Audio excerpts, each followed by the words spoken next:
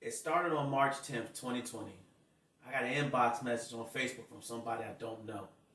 It's a woman telling me that my wife has been doing her husband. Uh, Before I even got emotionally invested in it, I asked a bunch of questions, and she was able to produce a lot of stuff, besides her name, her phone number, her truck type, all that stuff to let me know it was her, along with screenshots, messages between her and her husband admitting that it was her that she was sexually involved with. So at that point, I was extremely furious. I got in contact with her and asked her what was going on. She was coming up with all these different excuses, and I was like, nothing you're saying is adding up. And then she said, well, since you don't believe me, maybe we should just be separated. And I said, that lets me know right there you're lying. The fact that you just feel like I don't believe you with the story that has so many holes in it, and that's your first response, nah. And as I got off the phone with her, before I got off the phone with her, I did yell at her. I told her, I hope you get hit by a truck and die. And I hung up on her. And then I was getting more messages from the woman telling me the things that her husband was telling her and things that she discovered. So I left work, I get home, I'm highly pissed, highly frustrated, I'm highly hurt, and I'm highly afraid. Of course, why I was hurt and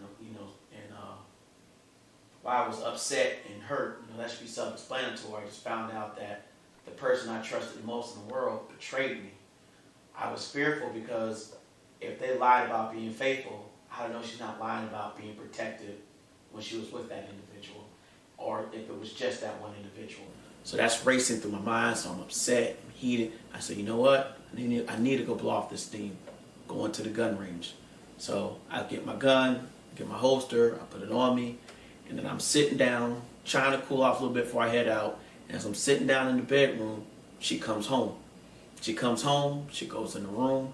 As soon as she walks in, she starts rattling off cliche excuses.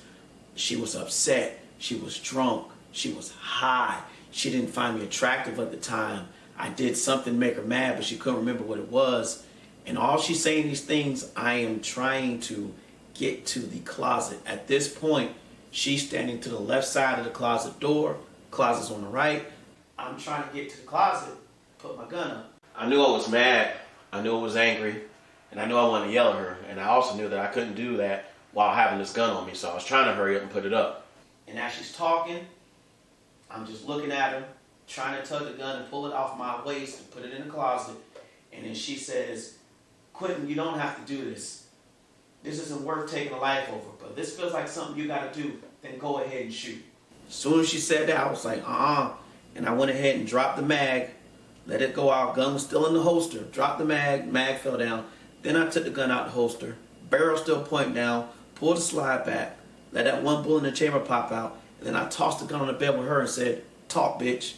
So she was still trying to rattle off these excuses and all these other scenarios of why it happened and all this other kind of stuff. She even said that she accidentally had sex with him. And I was furious, I was pissed. I had recently just redid the wall with all her Golden Girl memorabilia stuff and all this other stuff that I took like precision measurement to make sure it was accurate. I just went ahead and I just knocked all the stuff off the wall. I mean, I wanted to hit her, but I know I couldn't. So I knocked all the stuff off the wall. I just was telling her, I'm like, this marriage is a fucking lie.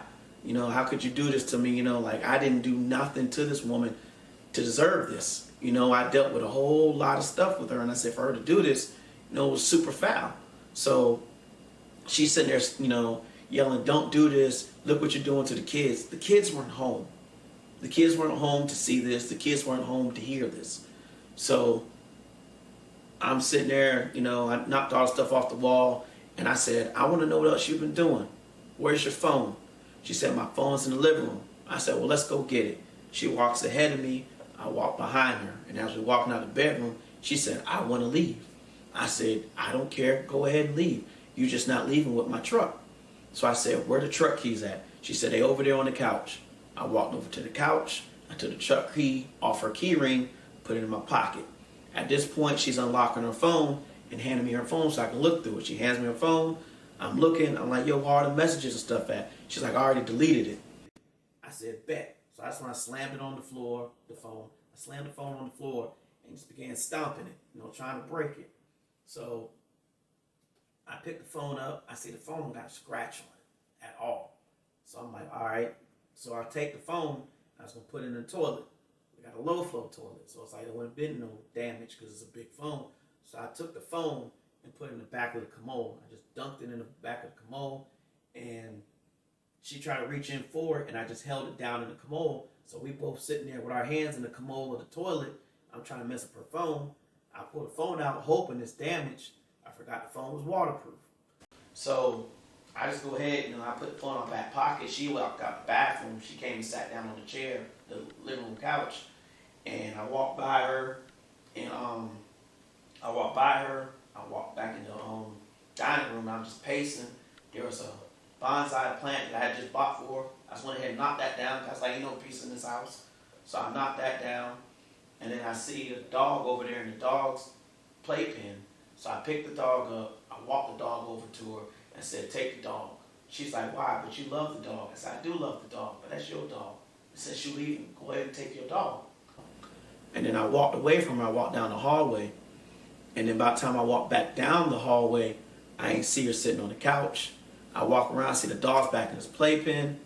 I walk in the room, I don't see her in there. And when I ain't see her in there, I went ahead and put my gun up in the closet.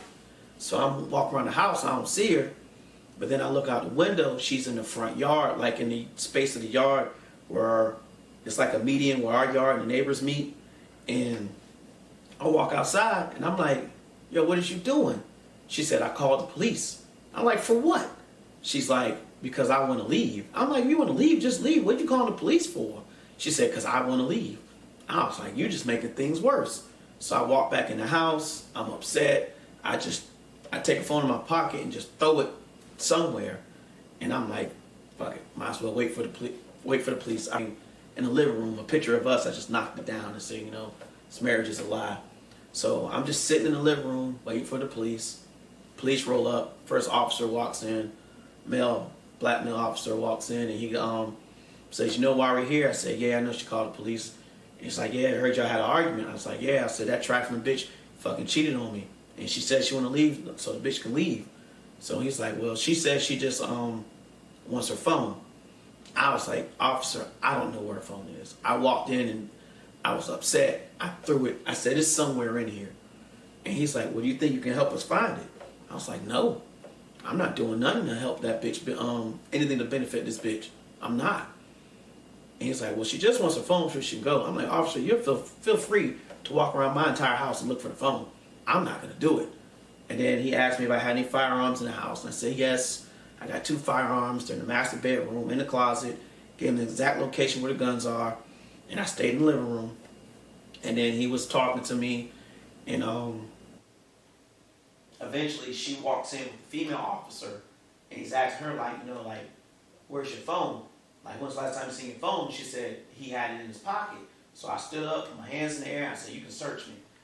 He searched me. Of course, I didn't have a phone on me. I was like, do you want to search the couch where I was sitting? He's like, no, that's fine. He said, she just wants her phone so she can leave. And I'm like, all right. So I called the phone. Apparently her phone was on silent or whatever because we didn't hear it ring. So then they're like, well, can you help us, look for it? I was like, no. I said, I did too much already. I told you, I'm not doing nothing that's going to benefit this bitch no more. This bitch will no longer benefit off of me. So she's like, well, he won't give me the truck key. I said, fuck you, it's my truck. And she's like, well, can I take his car? I said, nah, bitch, your name ain't nowhere near on that car. That's my car. You're not getting none of my shit. And she's like, well, can I take his phone? I was like, nah. She's like, well, the phone he has on him now, I gave it to him. I'm like, yeah, you gave it to me. It's my phone. I'm not giving it back to you. And she's like, well, quick, can I just get the truck so I can leave? I said, if you can go out there and spread your legs up, man, you can spread your feet on the pavement and walk, bitch. You're not getting shit from me else. You're not going to benefit from me no more.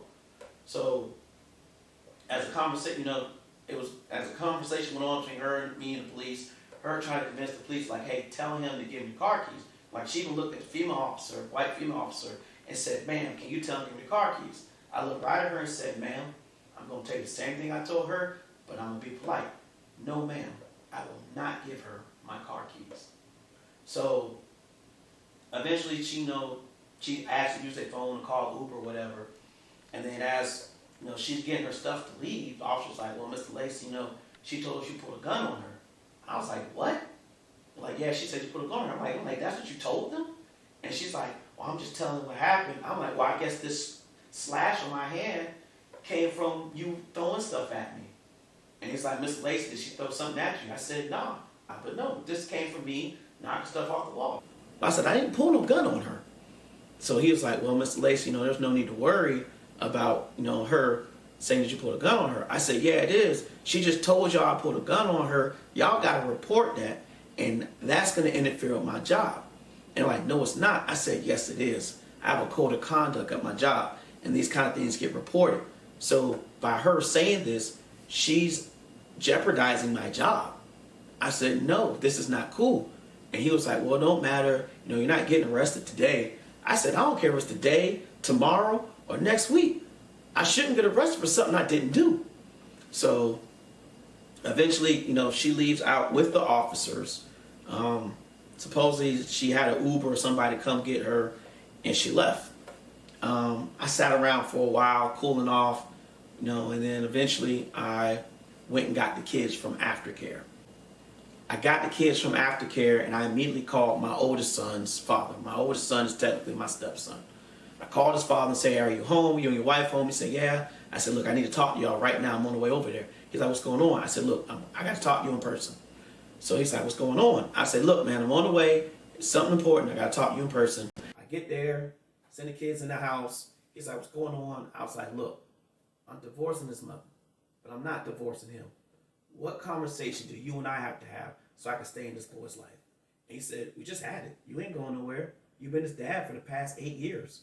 I'm not going to just do that to you. He's like, what's going on? I explained to him what happened and everything. I was like, yeah, I found she was cheating. He goes, hold on.